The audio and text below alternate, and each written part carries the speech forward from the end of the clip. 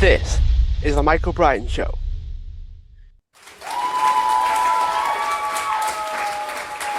Hi everyone, welcome back to the show. And today I'm joined with Ryan Black, who's the CEO and co-founder of Sambazon, which is an industry leader in acai berries and products. And they are apparently one of the first or the first to bring acai from the Brazilian Amazon to the United States. So Ryan, thanks so much for joining me. Yeah, thanks so much for having me, Michael. Happy to be here. Talk a little bit about the truths and the myths of acai and my experience over the last 24 years as an entrepreneur, sort of bringing acai from the rainforests of Brazil to the masses. So is that actually true then? You were the first to cross the border with this stuff. It seems like the next question I want to ask is how did you come up with the idea? Like, were you in the Amazon thinking, "Oh, this is quite nice. I'll carry this over in baskets." What was the start like? Yeah, so the start was pretty not as Indiana Jones maybe as that. It was really I went to Brazil in 1999 to really celebrate the millennium. You know, it was Y2K and I was dating a Brazilian woman and the whole idea of going down to Brazil and experiencing all that that beautiful country had to offer was the plan.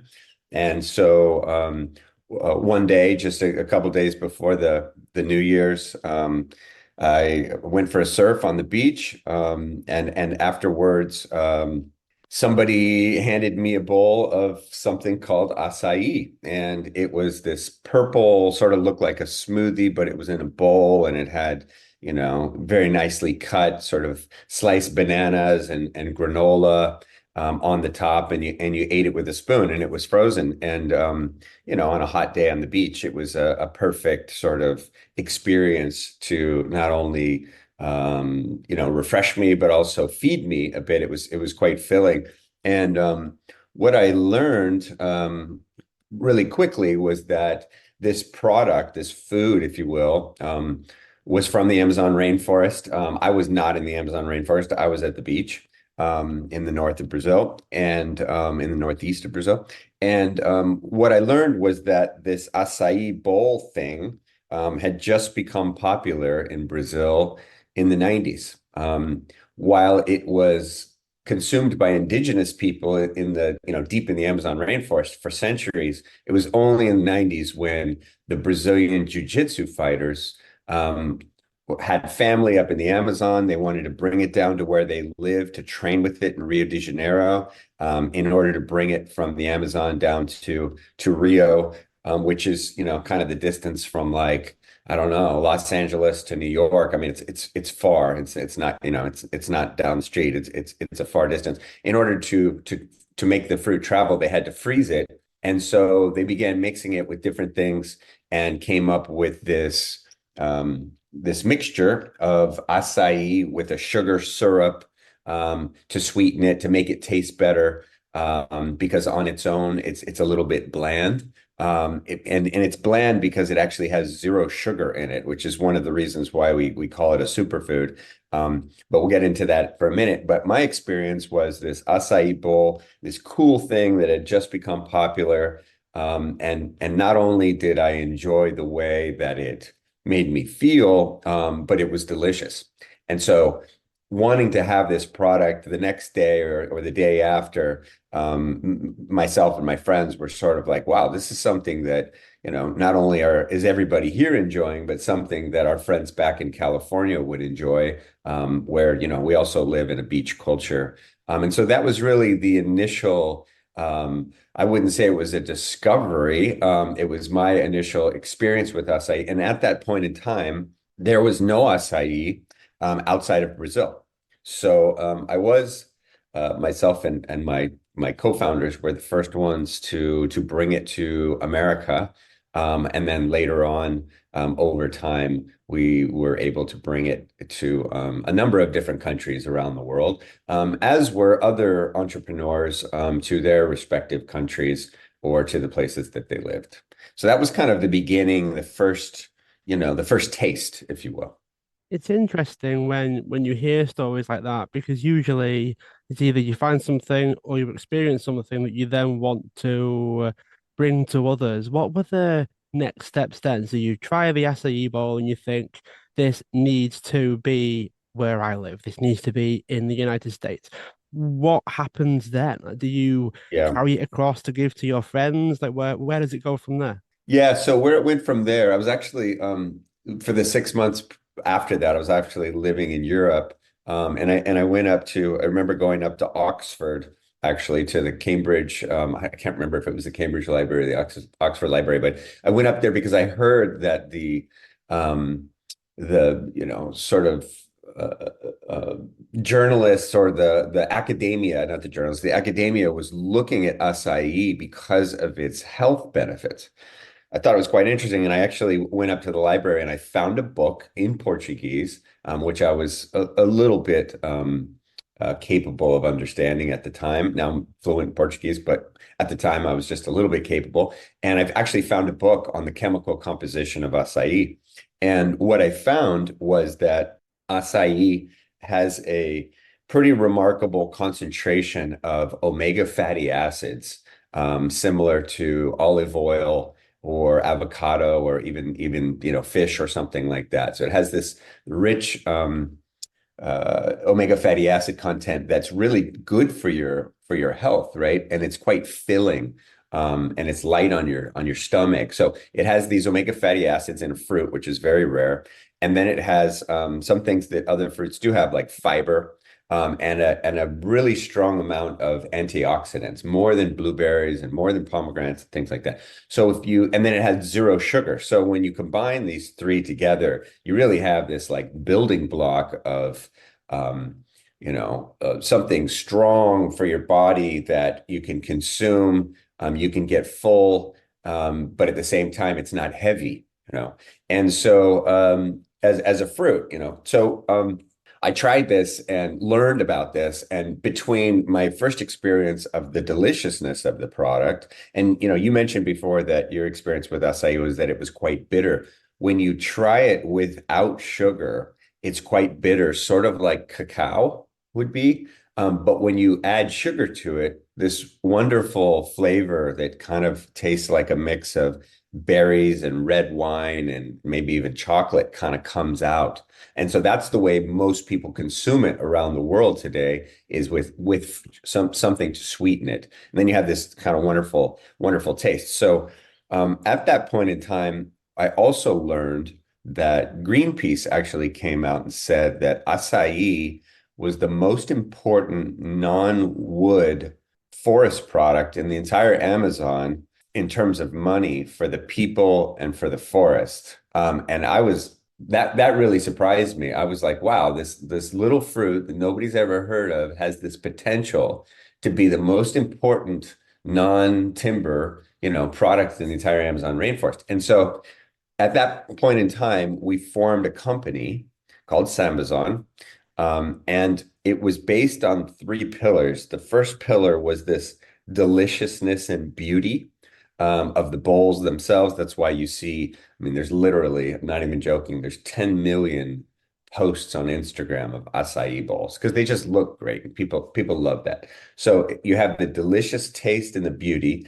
Then you have this nutrition, which I talked about, which I kind of discovered actually in England.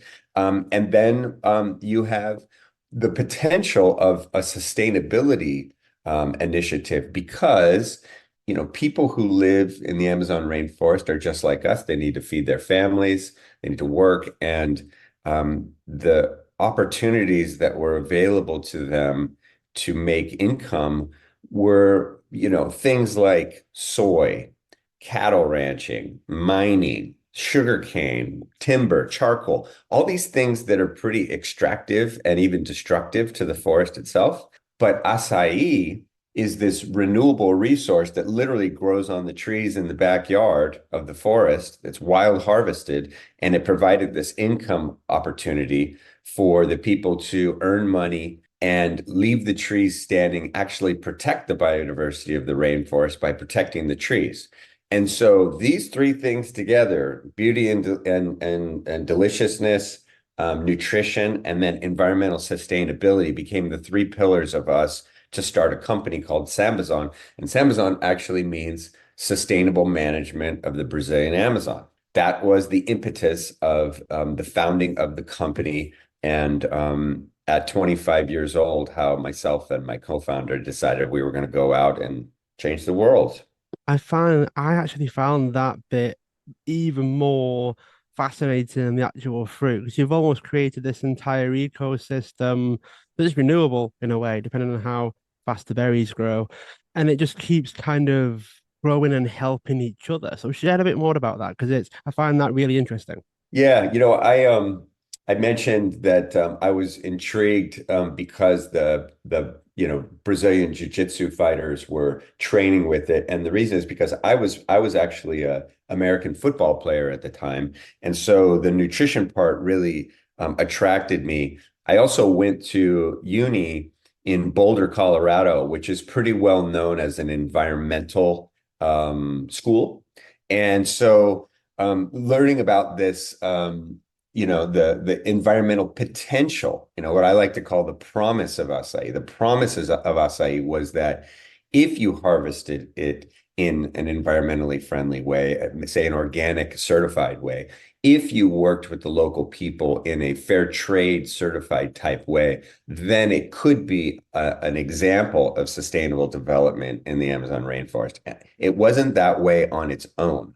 That was the way that we decided if we were going to start a company, and the company was not just going to be, looking for economic benefit, but it was really looking to be what we call a triple bottom line business, which is not only measured by economic success, but also environmental success and social success. We put those three together in our triple bottom line philosophy, and set out to create our business in this way. At the time, I mentioned I was 25. I was a sponge for green business leaders. I studied Anita Roddick from The Body Shop. I studied Ben and Jerry's. I read a lot of Paul Hawken and really saw that this could be an example of a business of the future, because the business of the future or the social entrepreneurship model, it not only does good as a business, but it does good for the environment or for society. Now, I know that the freshness of it can also be a bit of a downfall in terms of like distribution and getting it to people's hands. Did you mention freezing it earlier? Is that how you preserve it while also maintaining some of the freshness and the taste of it as well?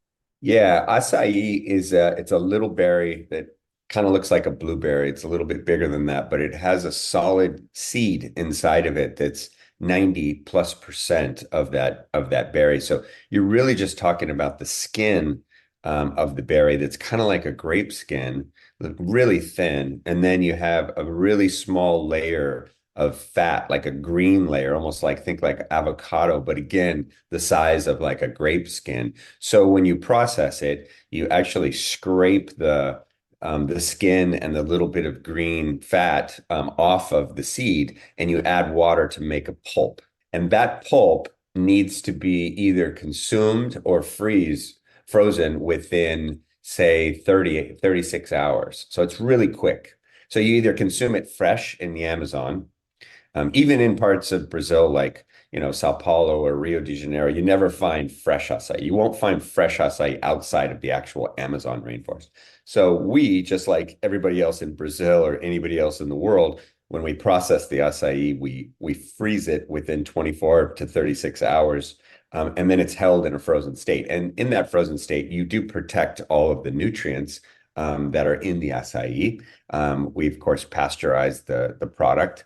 And then that product is then transformed into all kinds of different products that we make, from little, packets of puree so that you can make smoothies or bowls at home.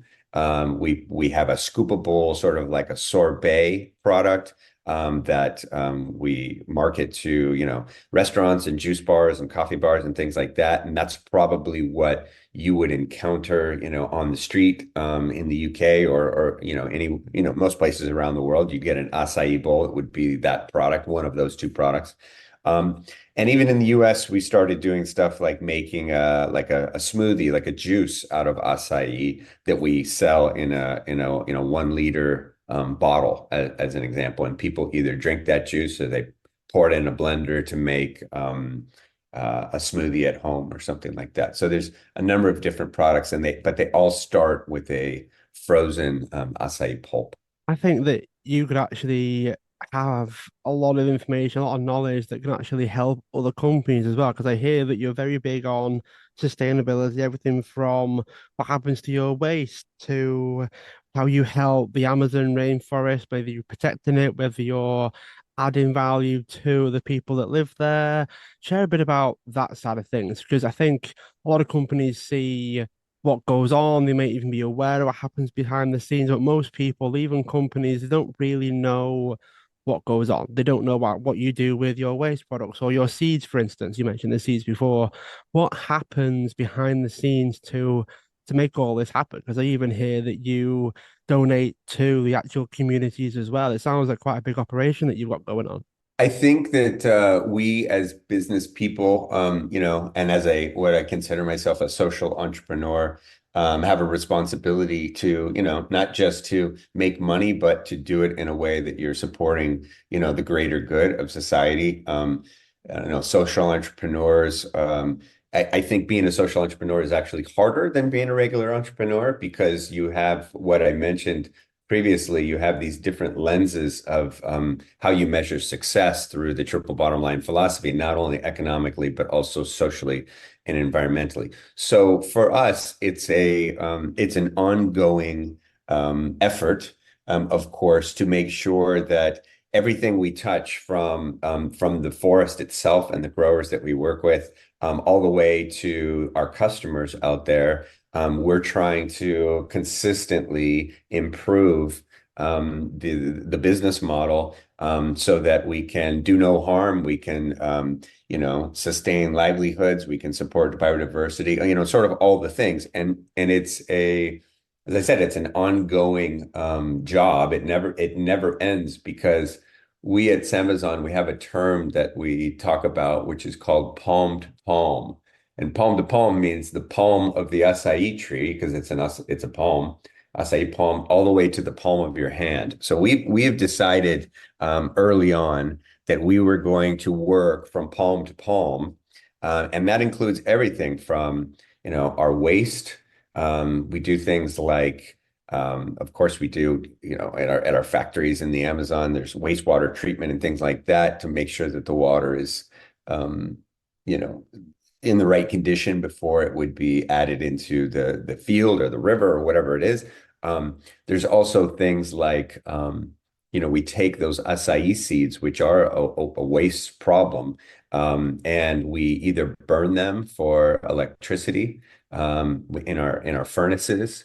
We also make some really cool like jewelry with the acai seeds. They're beautiful. You can make bracelets and necklaces, and if you go to Brazil, you'll see them in earrings and all kinds of cool stuff. So you have jewelry. On a little bit more on the serious side, though, we've through our fair trade programs, we take a portion of what we purchase in acai and we reinvest it back into local communities, into things like educational services and teachers. We build schools. We build healthcare centers. We support local communities. We've really built a relationship over time with each of the forest communities that we work with. Today, there's probably about 3,000 families that we work with who are certified fair trade and organic under our certification. And each one of those families represents close to 10 people. So you're talking about 20 to 30,000 people that are involved in the business, if you will, of acai with Sambazon in the rainforest. And then there's things on the front end with the customers, things like packaging. The frozen department of the supermarket is mostly plastic. It's mostly plastic, and we know that problem is not getting any better. It's actually getting worse. And so we're consistently trying to innovate and find ways to reduce plastic in our whole, production. As an example, recently in the last, 2 or 3 years, we've come out with a product that is a ready-to-eat acai bowl, we call it, where it's a cup, sort of like a granola, sorry, a yogurt that has like a little sidecar on it with granola in it, but it's not yogurt, it's acai, and you get it at the supermarket, you get it at Planet Organic or Whole Foods in the UK, and you just or on Ocado, and you rip it open, you just open the top like you would a yogurt, and you can dip right into it. And the reason that I'm talking about is because that product is 100% compostable. There's no plastic in that product. So we're really proud of that, and we're trying our best to move all of our products towards a no plastic goal. But the technology is not only there, the cost is really prohibitive in a lot of ways, but it's getting better. It's getting better every day. So yeah, in sum, because look at our business from palm to palm and through a triple bottom line lens, we're consistently trying to improve, ways to be, without using the S word too much, to be more sustainable.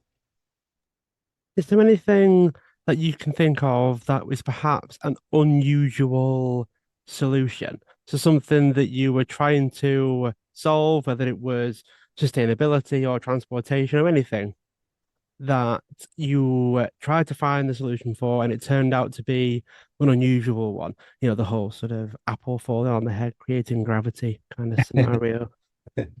What comes to mind is byproducts. So as an example, if it cost you, I'll just make it up, if it cost 1 pound to create an acai puree in a kilogram of acai puree or something like that, and then you discard the seeds, and the seeds cost you, another, 10 pence to ship away, to truck away, right, to a landfill or some sort of a recycler.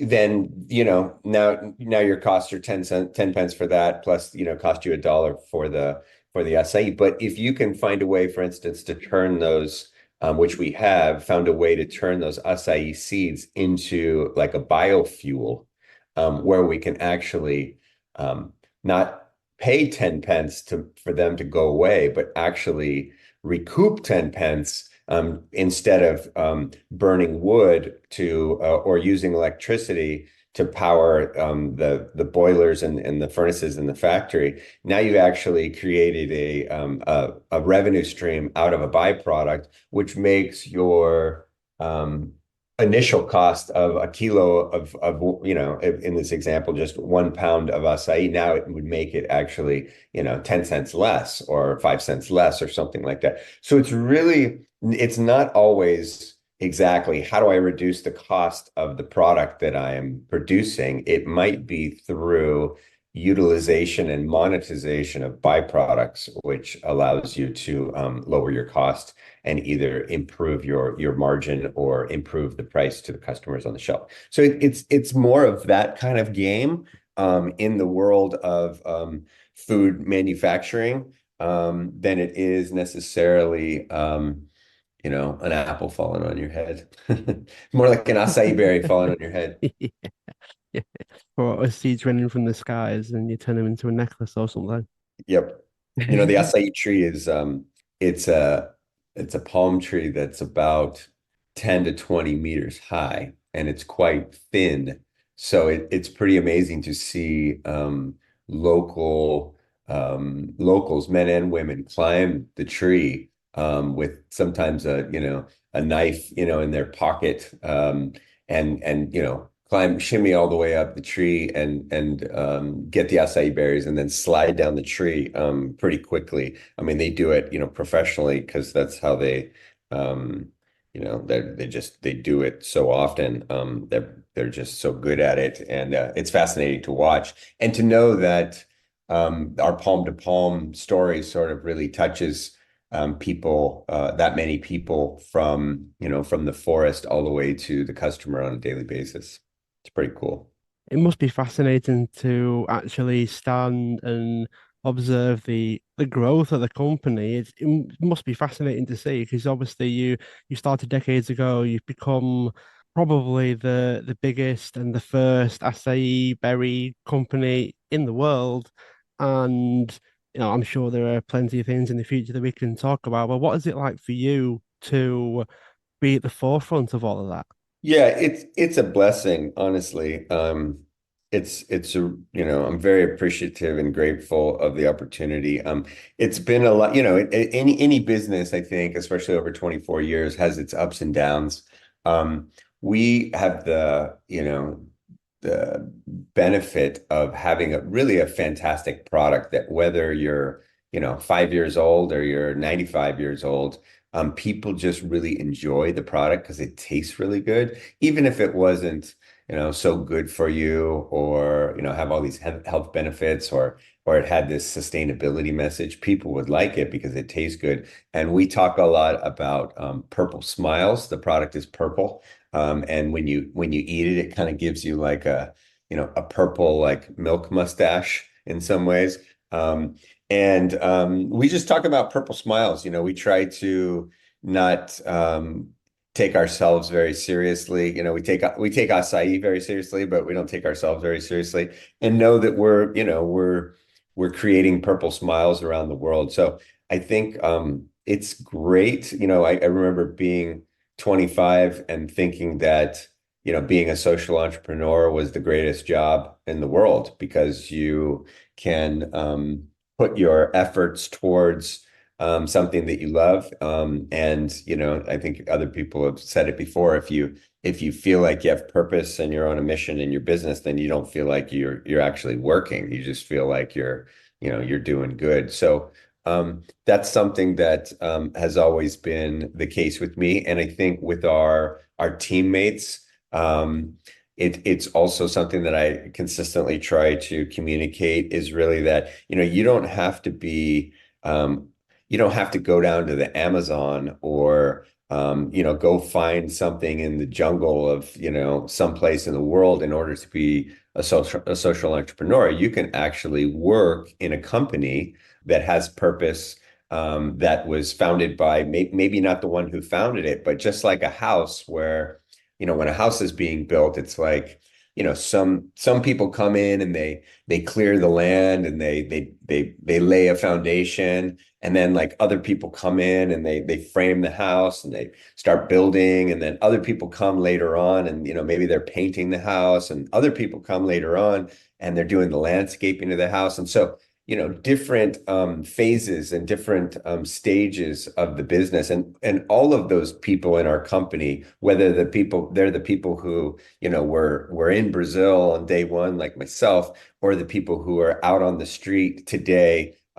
sharing purple smiles, and on the commercial side of us, we're all social entrepreneurs, because we all work for this entity together that is doing good by doing well in business. And I think that's something that I heard somebody say, that you need to put your dream in your team, or put your team in your dream, sorry, and really bring that sort of good vibe and purpose to the business. I'm hoping I can get like a t-shirt with a purple smile on it, like the Joker on Batman, saying "Why so serious?" Is the smile really that big? I think you just need I think you'd need to eat an acai bowl without the spoon, and you'd have a big purple Joker smile. Amazing. That was the first I image think that's a great that I idea. thought of. I'm just here for the acai. I think we need to bring that one back. Yeah, it's a great culture and a great space to work in the health food world, creating purple smiles, doing good in the rainforest, and trying to create wealth for all the stakeholders from really the forest, all the way to the customer with the health and wellness. So yeah, it's been a real blessing to lead the company and work with a bunch of talented professionals, sort of all rowing in the same direction. You mentioned as well that you've had your ups and downs. I wonder if you've got like a favorite or most valuable failure. So a failure, something that happened that perhaps had a bigger impact positively afterwards. Could be hindsight, could be lessons, it could be having to find something to solve it that then had positive impacts in the future. Do you have a story like that? Let me think. What just one that sort of comes to mind right away is, it's really hard to hire the right people all the time.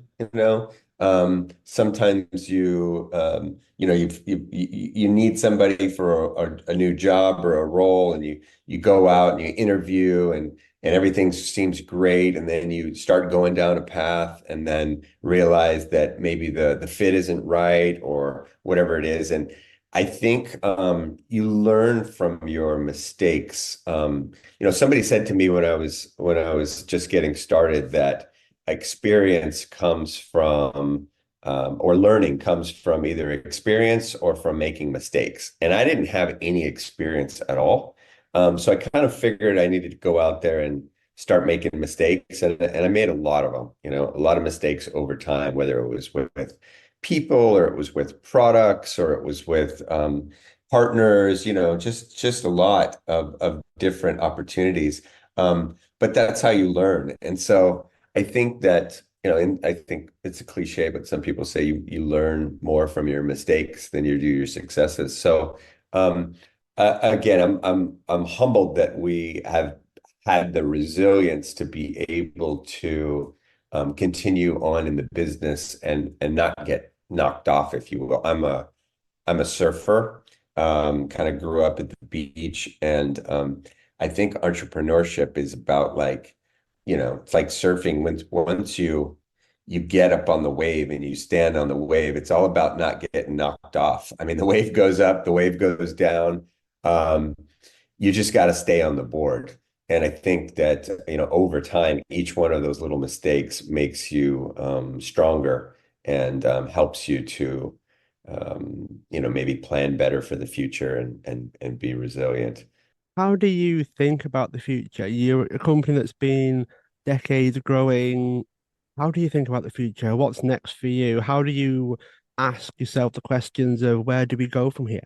Yeah, I'm really excited about where we are with the company right now because earlier in our conversation, I spoke a little bit about, when you asked me what's next, what was next after I had Açai in Brazil, what was next? What was next at the time, and it didn't really mention that, but I'll mention it now.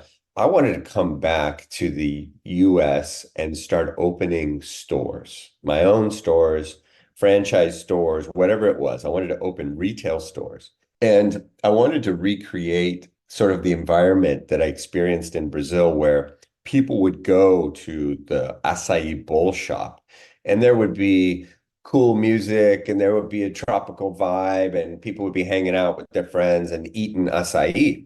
And I thought, hey, this is way better than what we have in the US right now. This is like it's kind of like maybe a Starbucks, but it's for the next generation, really. It's for the cool kids.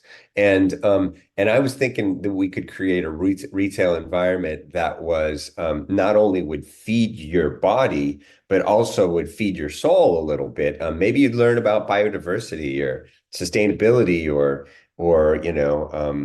nutrition or something like that. So it was a little bit of a learning lab at the same time was that it was this hangout experience. But very quickly, with that in mind, somebody sort of said, hey, if you go into the restaurant business, we all know that 99% of restaurant or 90% of restaurants fail in the first year. It's really tough. There was no awareness of acai. Nobody could even pronounce it.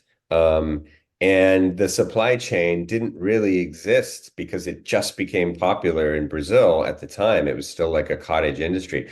So myself and my partners, we resolved that we were going to put the idea of retail stores on the back burner, and we were going to focus on our supply chain and supporting. third-party customers, restaurants, juice bars, coffee bars with the product so that they could introduce the product to their customers because they already had customers. All the coffee bars and the juice bars, they already had customers that were coming in on a daily basis and having, ordering products on the menu. So the idea was to get our product on their menu, and that's how we would create awareness. And so that's what we did. And I figured that this idea of putting the retail stores on the back burner, this would last, maybe 3 or 4 years because this product was so great, everybody would want to have it, and it would spread, very quickly. Well, it didn't spread very quickly. I think we underestimated the size of the market and the whole idea of like changing eating habits and culture. And so when the company reached the 10-year mark, 2010, we decided to open our first retail store. We weren't ready to necessarily just go all in on the retail side of the business, but we were ready to start learning the retail business. And so we opened our first store here in San Diego, California, and started learning the business. And at that point in time, I think we were the first acai bowl shop, if you will, in the United States. Maybe there was one other. But fast forward then to 2020, 10 years later, when we hit the 20-year mark, now there's 1,000 acai bowl shops in the United States. And there's probably close to 1,000 around the world, outside of Brazil, of course, but around the world, from Australia to Thailand, even into the UK, there was an acai bowl shop. And at that point in time, we measured the national awareness of acai in the United States, and it had already reached about six of every 10 people knew what acai was. So we're about 60%. So in 2020, we decided then it was time to start focusing on creating our own retail stores, really the original idea for Sambazon. And so over the last 2 or 3 years, we've now began to open our own retail stores in high traffic areas like airports and universities and places like that. And so I'm really excited today, 2024, that we are now beginning to build stores of our own under our own brand, which people can again learn about. Not only can be fed a great bowl of acai or a smoothie, but they can also have their mind and body fed at the same time. That's a very interesting story about putting something that you wanted to do initially on the back burner until you're ready to actually take action on it. What was the self-talk like? How did you then decide, okay, now is the time to do it? How were things different compared to when you initially had the idea? Yeah, good question. So, very, very different in some ways. One is, like I said, initially nobody knew what it was, and now, 60% of everybody in America knows what it is, number one. Number two, we had built a palm-to-palm supply chain, really from A to Z, or I should say A to X, because we were going, from the acai palm tree all the way to really the supermarket or to the restaurant cafe that we were supplying. So we really had to go just that last mile, if you will, in order to do the retail portion of it.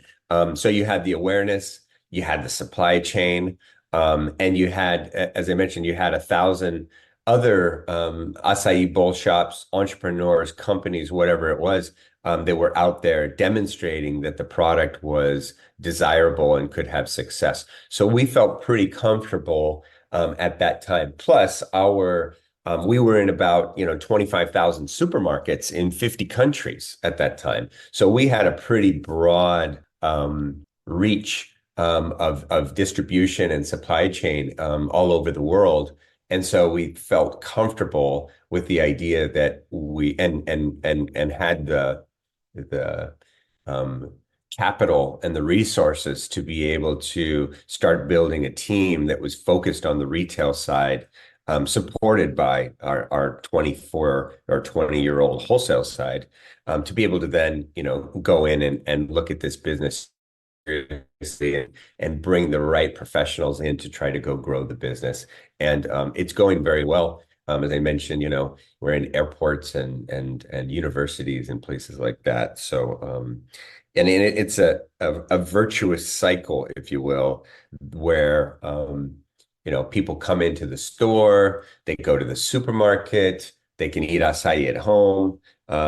Everybody's experienced it and at different touch points along, your lifestyle, if you will, whether you're going to the shop or the supermarket, or even ordering it online through Ocado to your house. Well, this conversation about Açai and the growth of your company, Ryan, has been fascinating. I've really enjoyed it.